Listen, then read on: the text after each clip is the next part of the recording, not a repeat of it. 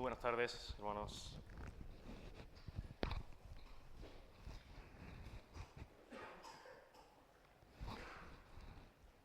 Bien, el tema que vamos a abordar a continuación tiene que ver con uno de los distintivos de la iglesia cristiana.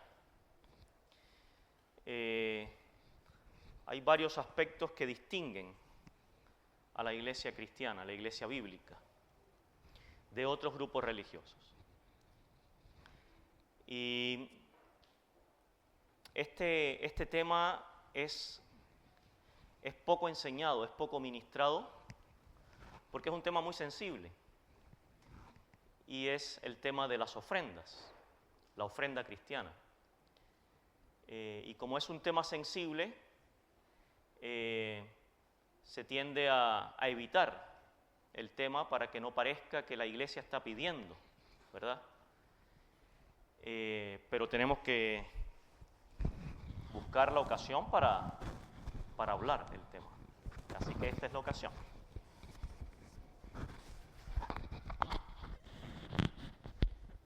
Porque es una doctrina, es una enseñanza. Bueno, vamos a ver algunas cosas referentes a la ofrenda cristiana. Si alcanzamos, vamos a ver algunos puntos, el origen de la ofrenda, el corazón de la ofrenda, el propósito de la ofrenda y el monto de la ofrenda. Son algunas cosas que podemos pautear para organizarnos en el mensaje.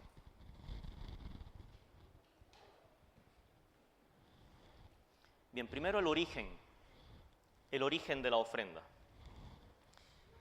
La Biblia comienza hablando de ofrenda en un relato, en un acontecimiento que tiene un desenlace bastante triste. Hemos hablado un poquito de eso en esta semana en las reuniones en Los Ángeles. Y ese relato donde se habla por primera vez de ofrenda es cuando Caín y Abel propusieron en su corazón traer una ofrenda a Dios en Génesis capítulo 4. Y la última vez que se menciona ofrenda en la Biblia es precisamente haciendo referencia a ese evento. En Hebreos capítulo 11 se habla ahí de la ofrenda de Abel y la ofrenda de Caín. Así que comenzamos la Biblia hablando de ofrenda con los dos hermanos y termina la última vez que se refiere a la ofrenda hablando de los mismos dos hermanos. Por lo tanto, pareciera que tenemos bastante que aprender de cómo Abel propuso en su corazón traer aquella ofrenda de un animal sacrificado a Dios, y cómo Caín trajo del fruto de la tierra, del esfuerzo de su trabajo, su ofrenda a Dios. En Hebreos 11:4 dice: por la fe Abel ofreció a Dios más excelente sacrificio que Caín, por lo cual alcanzó testimonio de que era justo, dando Dios testimonio de sus ofrendas, y muerto aún habla por ella. Así que lo que hemos aprendido es que es Dios quien da testimonio de las ofrendas. ¿Qué significa eso? Es Dios quien dice si la ofrenda es válida o no. Por lo tanto, nosotros deberíamos ir a la fuente, a la palabra de Dios, para saber cuál es la ofrenda que a Dios le agrada. Porque si es Dios el que va a definir y a testificar cuál es la ofrenda que le agrada, eso lo tenemos acá en la Biblia. Así que, si queremos agradar a Dios, tenemos que ir a la fuente. Él ve las intenciones ocultas del corazón. Dios no mira alguna particularidad en Abel que pueda ser exaltada. Hemos escuchado acerca de nuestra debilidad, cómo el poder de Dios se manifiesta o se perfecciona en nuestra debilidad. Pero Abel no es que fuera una persona excepcional, sino que la excelencia de la ofrenda que trajo y su fe depositada en ese sacrificio, eso fue lo que Dios resaltó, lo que Dios aceptó y lo que fue de agrado a Dios.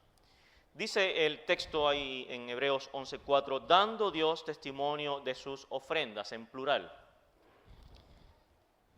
En Génesis, en el relato de Génesis 4, solo se nos revela una ofrenda de Abel, pero evidentemente parece que Abel estaba ejercitado en ofrecer dádivas a Dios. ¿Qué nos enseña eso? Bueno, por una parte, la ofrenda es una actitud constante en el creyente agradecido. Eso es lo primero. Y lo segundo es que esas dádivas o esos sacrificios no las vio nadie más que Dios. Dios testificó de las ofrendas de Abel. Es Dios quien testifica. Y luego dice el texto, y muerto, aún habla por ella. O sea, aún muerto Abel, el testimonio de su fe en esos sacrificios presentados a Dios para cubrir la culpa del pecado, para ser justificado ante Dios, ese testimonio aún está vigente. Dios testifica que las ofrendas de Abel en lo secreto fueron de su agrado. Ahora, en Génesis 4:4 aprendemos que Dios mira con agrado la ofrenda que corresponde a las demandas de su persona. La ofrenda que es motivada por un corazón agradecido, pero también por una voluntad sujeta al deseo de Dios y a la calidad de la ofrenda que Dios espera y que Dios demanda. Eso lo aprendemos en Abel. O sea, no es que yo diga, bueno, yo quiero agradar a Dios y vengo a mi manera a ofrecer como yo creo que es lo correcto. No. Dios aceptó y testificó la ofrenda de Abel y fue de su agrado. En primer lugar, porque vio su corazón, vio la motivación de su corazón, pero en segundo lugar, porque la ofrenda o las ofrendas que traía Abel eran lo que Dios demandaba, no lo que a Abel se le ocurrió. Bueno, el caso contrario es Caín. Caín efectivamente trajo la ofrenda con lo que él creía que era lo mejor. ¿Cómo traer una ofrenda que no me cueste nada? Este es el fruto de mi trabajo.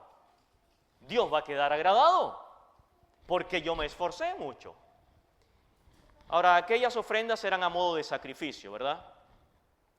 Había una figura ahí fundamental que apuntaba al sacrificio del Hijo de Dios, del Cristo en la cruz del Calvario, y ese sacrificio de Cristo era lo que Dios usaría para justificar a toda persona, para quitar el pecado. Es el Cordero de Dios que quita el pecado del mundo. Por lo tanto, las ofrendas de Caín lo que hacían era despreciar el sacrificio que en figura miraba a la cruz de Cristo. Ahora, el tipo y la calidad de ofrenda que Dios espera y manda. Para eso vamos a hacer un gran paréntesis en un hermoso texto en Levítico capítulo 2. Levítico capítulo 2. Levítico, el tercer libro de la Biblia. Partimos con Génesis, Éxodo, Levítico, el tercero. Levítico capítulo 2, vamos a leer en el versículo 1.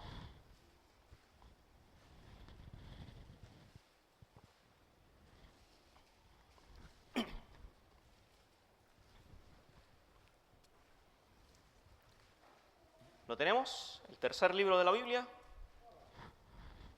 Génesis, Éxodo, Levítico, y ahí Levítico en el capítulo 2. Bien, leemos. Cuando alguna persona ofreciere oblación a Jehová, oblación es ofrenda vegetal, cuando alguna persona ofreciere oblación a Jehová, su ofrenda será flor de harina, sobre la cual echará aceite y pondrá sobre ella incienso y la traerá a los sacerdotes, hijos de Aarón, y de ello tomará el sacerdote su puño lleno de la flor de harina y del aceite con todo el incienso, y lo hará arder sobre el altar para memorial. Ofrenda encendida es de olor grato a Jehová. Bien, hasta ahí. Entonces, se nos describe la ofrenda de granos o la ofrenda vegetal, que en realidad es un retrato o una descripción del carácter perfecto de nuestro Señor Jesucristo. Era como harina fina, de la mejor calidad, sin grano, sin grumo, sin aspereza. Dice, su ofrenda será flor de harina. Ahora, ¿qué pasaba si el ofrendante venía con la harina que encontró en casa, con cualquiera, sin ninguna preocupación, sin revisarla, sin ninguna atención, y aquella harina era grumosa, estaba sucia, descuidada? ¿Sería del agrado de Dios? No. ¿Por qué? Porque aunque la haya traído con muy buenas intenciones, no era lo que Dios demandaba. Y por eso es tan importante que la ofrenda es del tipo y calidad que Dios espera y que Dios demanda, porque es figura de Cristo. Mostraba el carácter perfecto del Señor. Flor de harina nos habla de la humanidad sin mancha de Cristo. Él es la ofrenda agradable a Dios. ¿Se dieron cuenta el texto? Ofrenda encendida es de olor grato a Jehová. Y Él, el Señor Jesús, es la ofrenda grata, de olor grato, agradable a Dios por el pecado de todos nosotros. Él vino a este mundo tomando forma de siervo, con un carácter humilde, en sujeción a la voluntad del Padre. ¿Y cuál era la voluntad del Padre? Que fuera a la cruz, cual cordero, para cargar sobre sí el pecado de todos nosotros. Eso fue grato al Padre. Su muerte en la cruz, su sacrificio por el pecado, fue grato al Padre. No porque quisiera ver a su Hijo ahí, como estaba siendo torturado y despreciado por los hombres, sino porque el resultado de esa obra sería para bendición nuestra. Era grato para Dios. Su obediencia, su calidad, su carácter, su alta moral divina.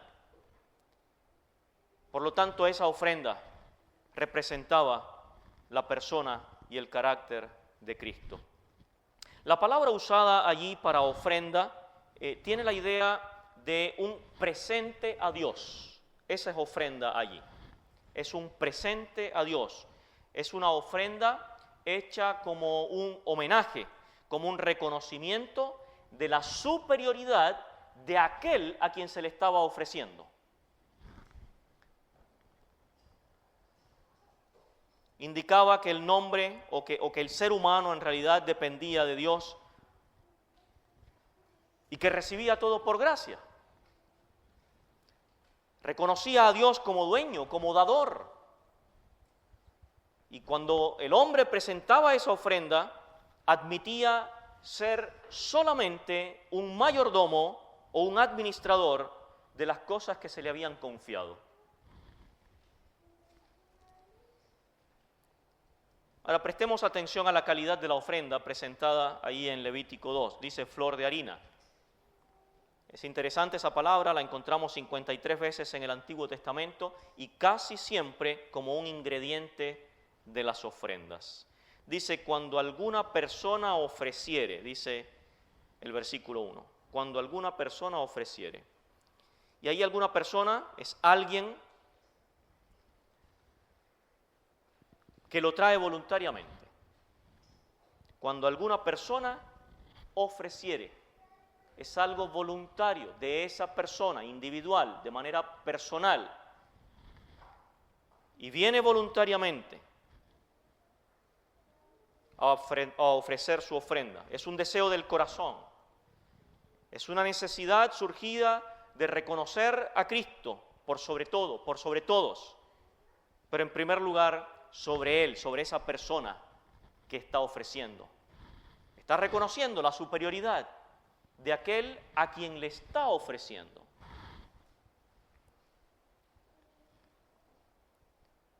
Y el requisito es acerca de las características y de la calidad de la ofrenda. Pero fíjese que el requisito no es de la obligación a dar la ofrenda, sino de la calidad de la ofrenda. El énfasis en el texto no es que están obligados todas las personas a traer una ofrenda, cualquiera que sea. No es eso. Sino que el énfasis está en la calidad, en el carácter de la ofrenda. En otras palabras, todo aquel que se acerca a Dios lo puede hacer única y exclusivamente por medio de Jesucristo. No hay otra manera para acercarse a Dios, no hay otra manera para agradar a Dios, sino solamente por medio de Jesucristo. Y eso es muy importante para entender si es que cualquier persona podría ofrendar. Vamos a ver algo de eso. Pero este es el principio es este. La ofrenda que Dios recibe y que le agrada es aquella que exalta la persona de Cristo a través de Jesucristo. No hay otra manera para acercarse a Dios. Entonces aquella persona que venía voluntariamente a modo de memorial, a modo de recordatorio, con la calidad de ofrenda que Dios exigía, lo mejor y más perfecto para Dios. Bien, lo segundo, el corazón de la ofrenda.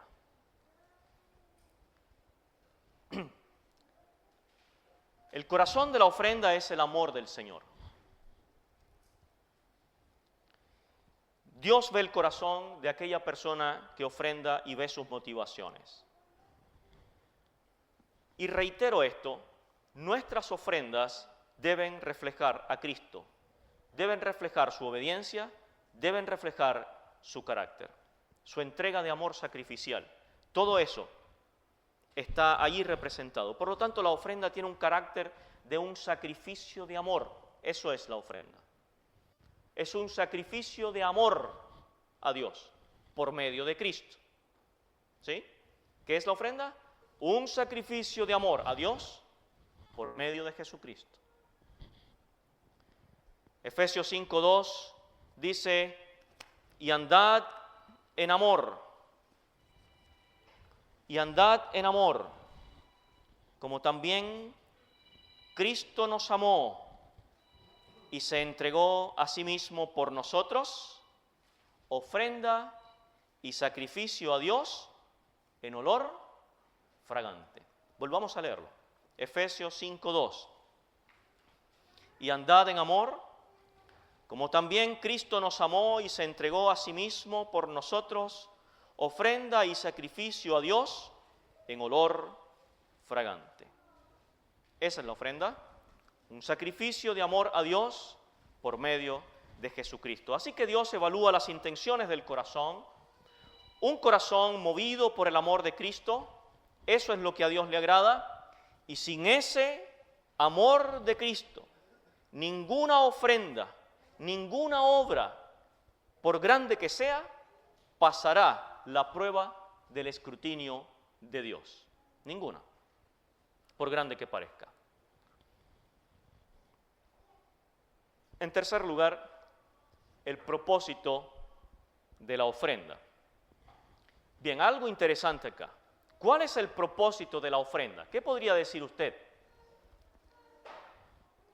¿Qué finalidad busca la ofrenda?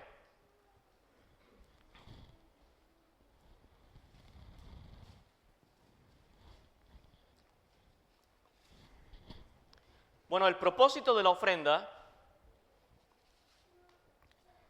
es la gloria de Dios.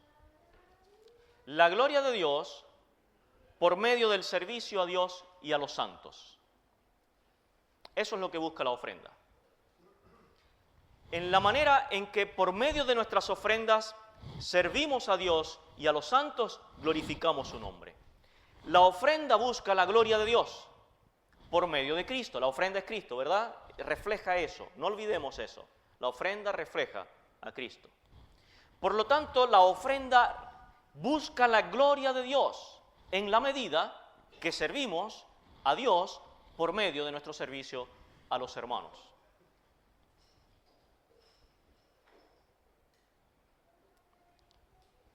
¿Cómo se hace? Bueno, en términos muy prácticos, pensemos en el servicio a Dios y a los santos. Pensemos en cómo se administra esa ofrenda de amor a Dios. Bueno, en el progreso del Evangelio, en el sustento de la obra, el sustento del obrero, el sustento de los necesitados. Ahí en el texto bíblico tenemos extranjeros, pobres, viudas.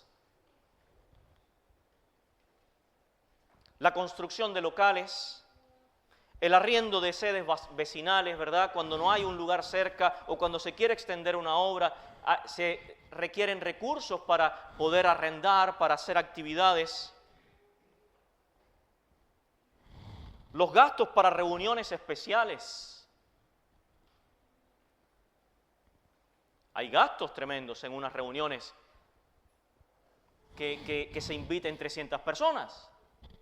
Entonces, el ejercicio para ministrar a Dios y a los santos por medio de las ofrendas glorifica el nombre de Dios por medio de Jesucristo. Por lo tanto, podemos hablar no solo del uso y el destino de esos dineros de Dios, de esos dineros del Señor, sino que también podemos hablar en términos de la variedad en la cual, la variedad de la ofrenda. ¿En qué sentido? Bueno, no solo es dinero, ¿verdad? También es hospedaje, también es servicio, también es ofrecimiento, ayuda, ¿sí? Ahora, habían algunos religiosos de la época del Señor Jesucristo que decían, bueno, yo ayudé a mi papá con esto, esa es mi ofrenda a Dios. Y listo, con eso estaban listos.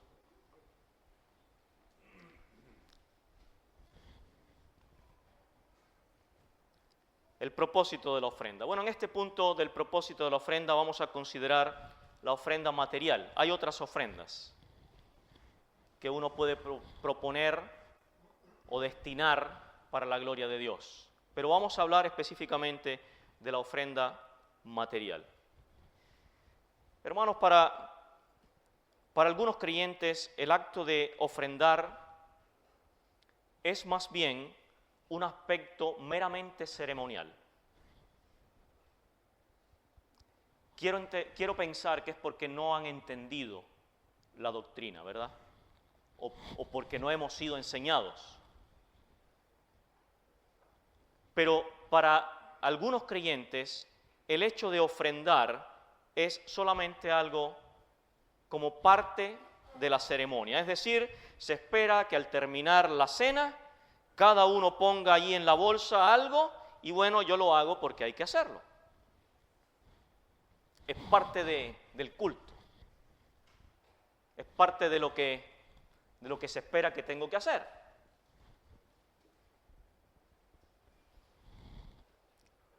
Sin ninguna preparación, sin una contemplación previa, sin ninguna visión de propósito. Hermanos, cada vez que vayamos a poner la ofrenda en la bolsa, pensemos que la estamos depositando en las manos del Señor mismo. No es cosa liviana. Primero a los Corintios 16.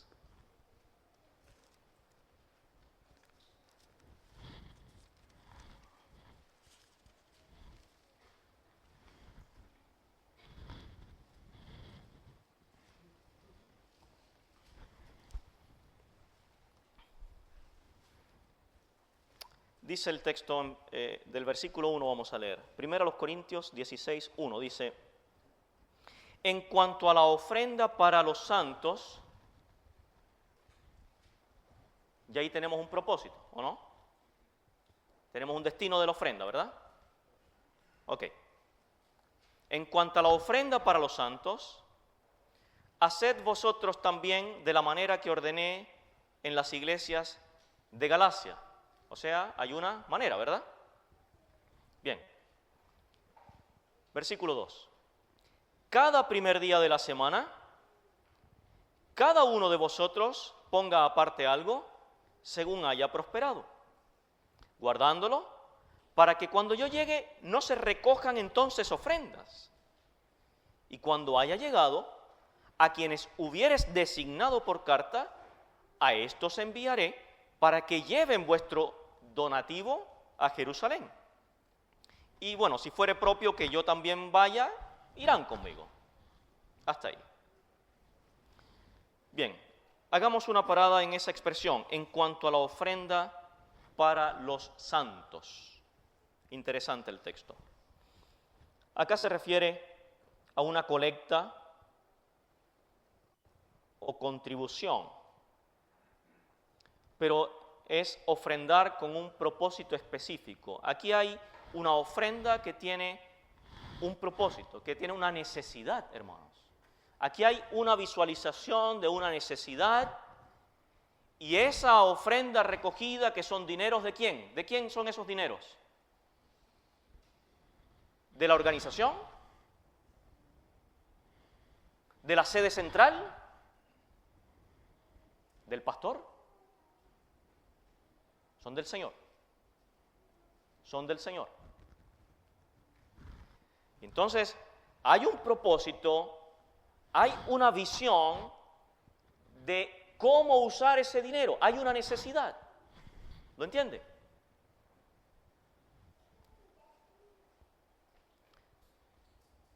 Y fíjese que acá no vemos una campaña de recolección de fondos para toda persona. No hay una invitación a la gente del barrio para que venga a ofrendar porque hay necesidad allá. No vemos eso acá. Que toda persona que quiera colaborar con la iglesia por los barrios, por los sectores vecinos. No, eso no está aquí.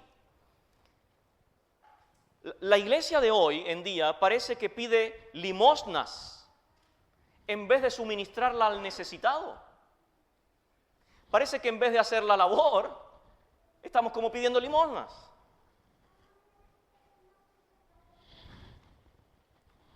En muchos lugares no hay un cuidado de qué manera obtienen los fondos, sino que hay una ocupación en cuánta cantidad se logra recaudar. Es curioso que a la mayoría de las personas, invitados que asisten a un local de reunión según el modelo bíblico, les llama mucho la atención que no se recolecte dinero.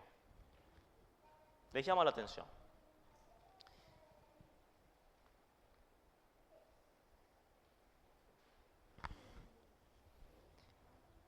Algunos se ofenden.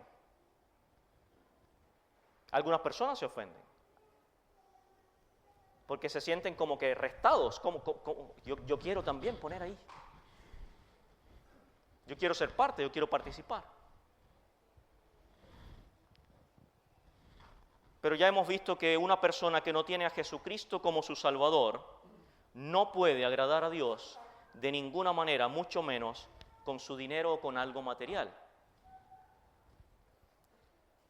Ahora tampoco se habla de dinero desde el púlpito en las reuniones, es algo que mencioné al principio, previendo ser malentendidos por las personas que no conocen o que no tienen la enseñanza. Pero por supuesto que esto ha debilitado la enseñanza para el pueblo de Dios. Entonces ahí tenemos una tremenda responsabilidad. Hay que buscar la manera, los momentos, para que podamos abordar este tema. Ahora, en lugar de solicitar dinero a las personas o hacer campañas públicas para recaudar fondos, ¿cómo se hace? Tenemos instrucciones muy claras acá, instrucciones en cuanto a la liberalidad de ofrendar. Vamos por parte. Aquí tenemos que tomar nota, porque es para que todos aprendamos. Lo primero, dice en forma sistemática. ¿Cómo dice el texto? Cada primer día de la semana. ¿Qué significa eso? De manera sistemática. Debemos apartar de lo que el Señor nos ha provisto. Bueno, ¿y qué pasa si no hemos podido congregarnos un domingo por algún motivo?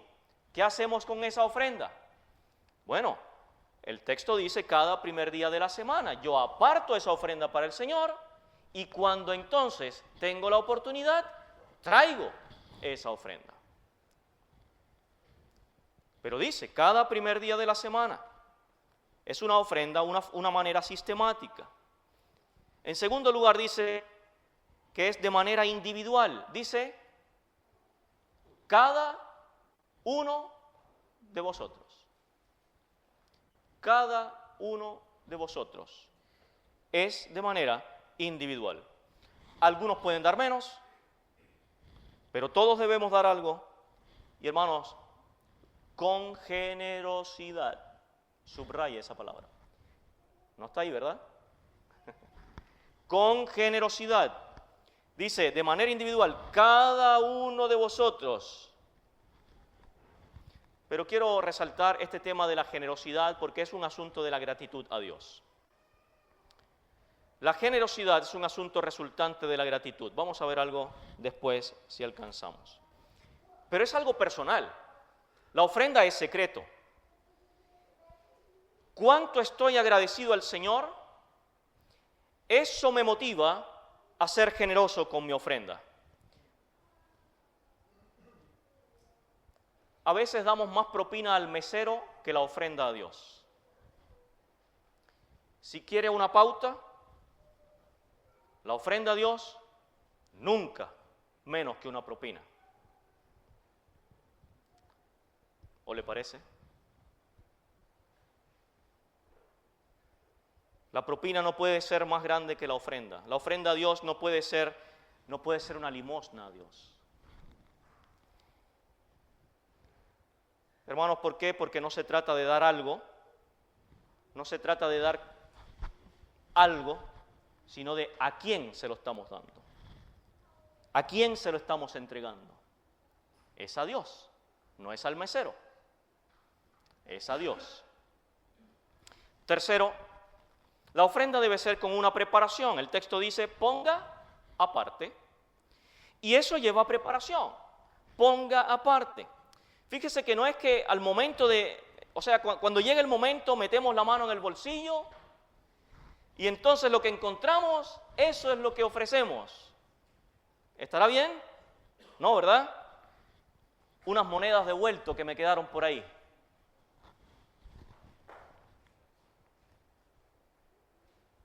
Bueno, hay ocasiones y hay anécdotas bastante gráficas que nos dicen que cada experiencia es distinta.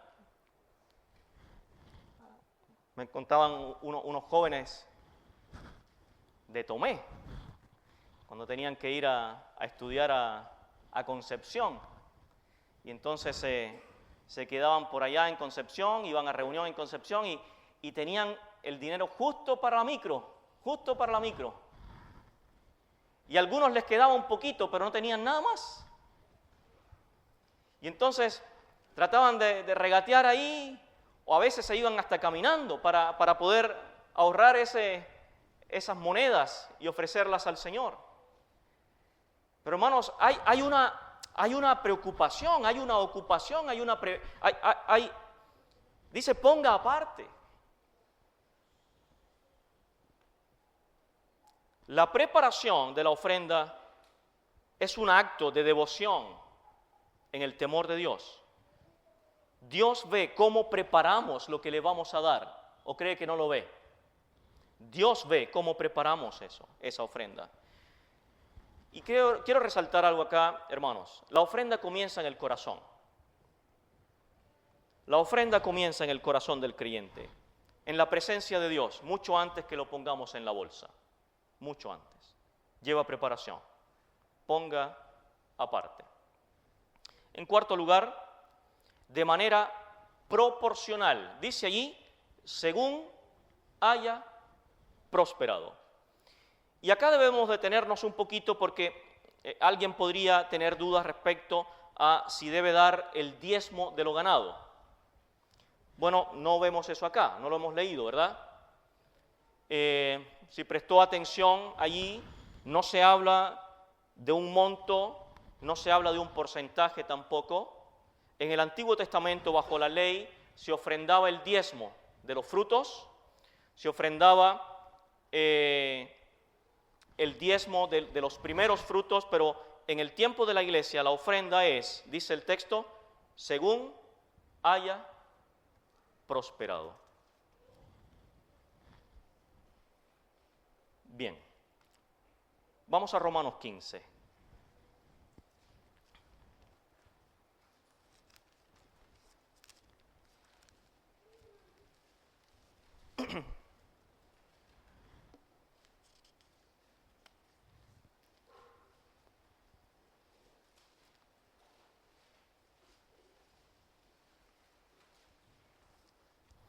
Versículo 26, Romanos 15, 26.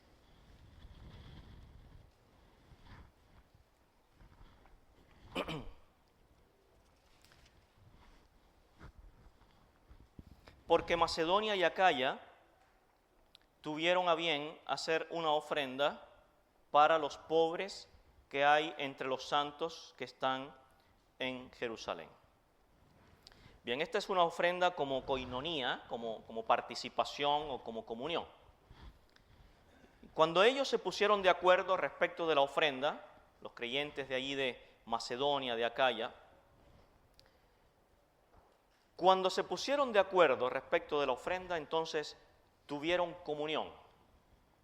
Y esto es muy interesante, porque no solo tuvieron comunión con los receptores de la ofrenda, sino que tuvieron comunión entre ellos mismos, porque tuvieron un ejercicio a modo de koinonía, a modo de comunión, a modo de participación.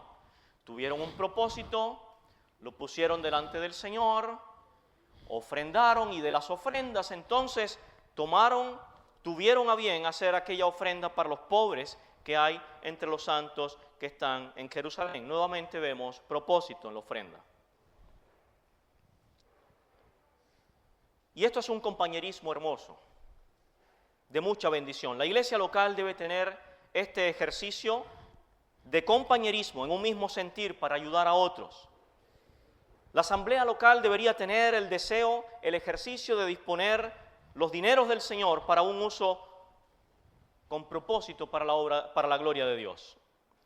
Y para ello, todos los hermanos de la congregación debemos estar conscientes de que nuestro ejercicio en ofrendar es necesario para cumplir esos propósitos. Todos debemos estar conscientes de ello. Así que, hermanos, el consejo acá es: no te restes de esta bendición. No te restes, no te limites en este ejercicio espiritual. Dice, ofrenda para los pobres que hay entre los santos. ¿Hay pobres entre los santos? ¿Qué dice usted? Sí hay pobres entre los santos. Por supuesto que sí.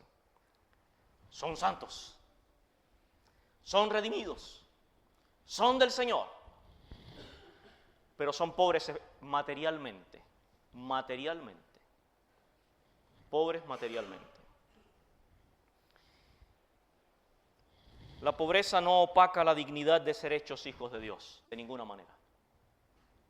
Y el mismo Señor Jesucristo elevó la pobreza a una dignidad que nunca ha tenido ni tendrá en este mundo. Porque Él mismo participó de pobreza material para exaltar a lo débil del mundo, dice.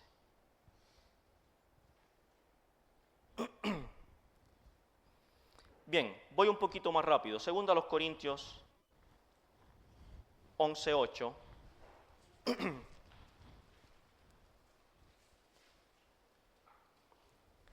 Dice el apóstol Pablo, 2 Corintios 11:8, he despojado a otras iglesias, recibiendo salario para serviros a vosotros.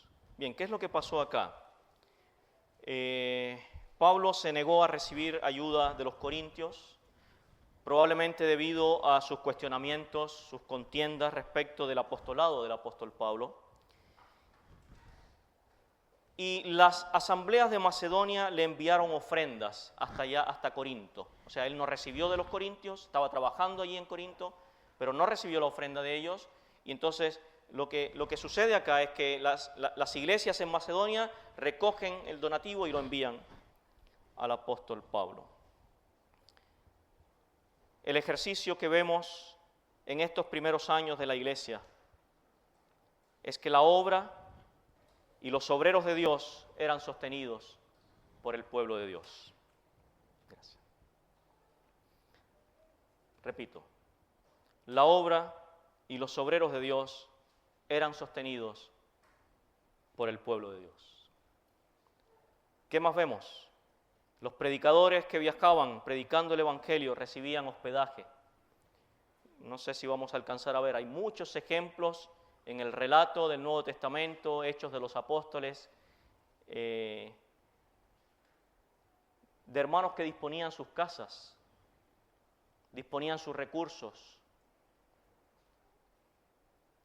para recibir a los hermanos. Entonces encontramos este sustento de la obra de Dios. Por un lado, el obrero depende del Señor enteramente por fe, ¿verdad? Pero por otra parte, la iglesia ejerce su ministerio de sustentar con liberalidad. Gracias, hermano. Y entonces, tanto el siervo como los santos recibimos todos las ricas bendiciones de Dios, y de esa manera Dios prospera su obra. El obrero que depende por fe del Señor, la iglesia que se ejercita y apoya la obra y apoya al obrero. ¡Qué hermoso! Y Dios usa todo ello para su gloria. Bien.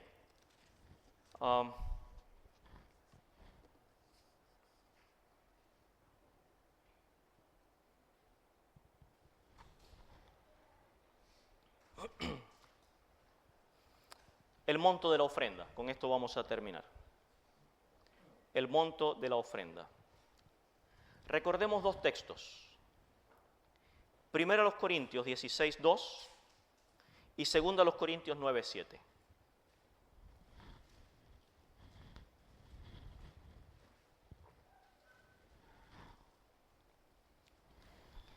Primero a los Corintios 16:2 dice, lo hemos leído, cada primer día de la semana, cada uno de vosotros ponga aparte algo, dice, según haya prosperado, guardándolo para que cuando yo llegue no se recojan entonces ofrendas.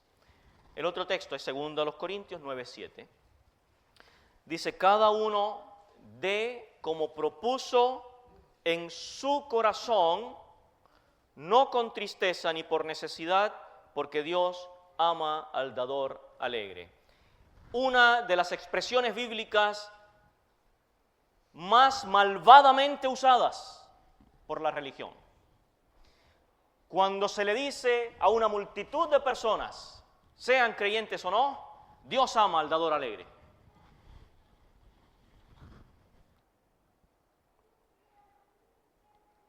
Cada uno dé como propuso en su corazón, no con tristeza ni por necesidad, porque Dios ama al dador alegre. La frase para no olvidar es, lo que has propuesto en tu corazón, según hayas prosperado. Junta esos dos textos y llévate esto. Lo que has propuesto en tu corazón delante de Dios, según hayas prosperado. Ese es el monto. ¿Lo entendemos?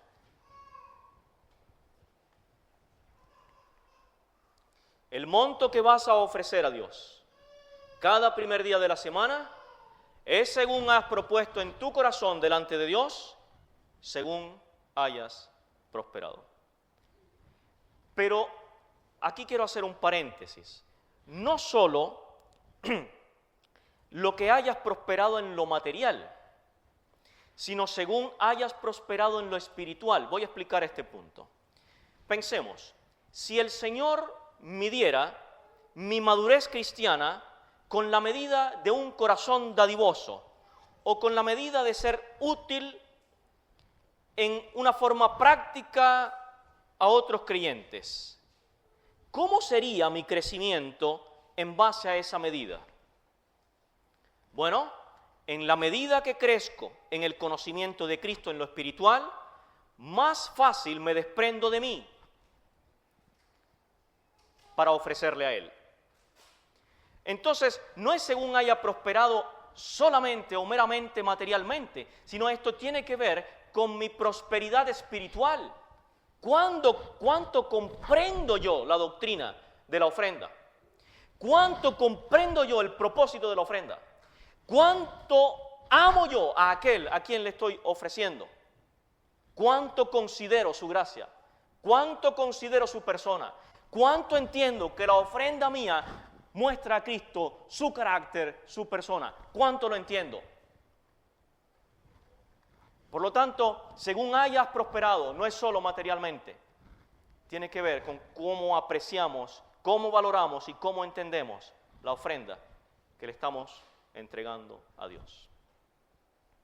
Un hermano escribió que el cristiano carnal es como una esponja, antes que de algo hay que exprimirlo.